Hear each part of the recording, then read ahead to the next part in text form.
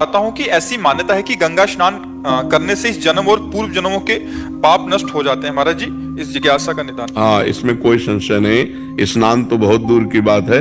अगर 400 कोस दूर से गंगा गंगा गंगा ऐसा बोल दे तो निष्पाप होने लगता है। गंगा गंगा यो ब्रूयात योजना नाम सतैरपि।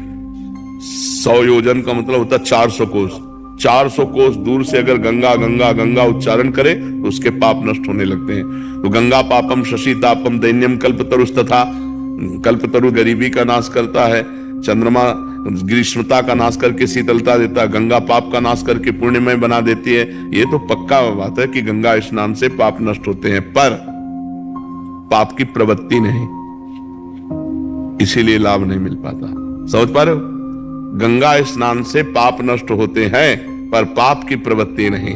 भगवान के भजन से पाप की प्रवृत्ति का नाश हो जाता है। तो इसलिए गंगा को भी पवित्र करने के सामर्थ्य भगवान के भजन का। तीर्थी कुर्वन्ति तीर्थानि, जो निरंतर भगवान के नाम जप में डूबे हुए, भगवान के ध्यान में डूबे हुए वो गंगा में चरण रखते हैं तो गंगा निष्पाप हो जाती है।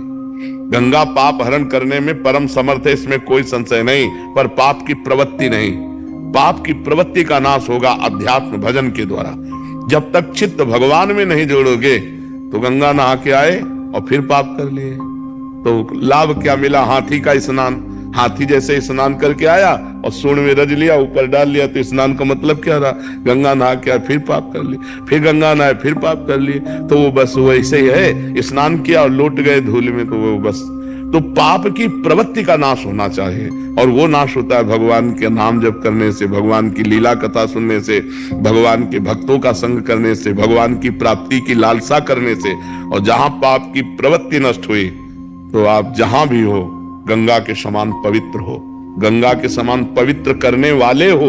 सात तरति सा लोकान तारयति मम भक्ति युक्तो भुवनम पुनातु। लोकों को पावन करने के सामर्थ्य रखता है वो महात्मा जो निरंतर अपने चित्त को भगवान में लगाए हुए है।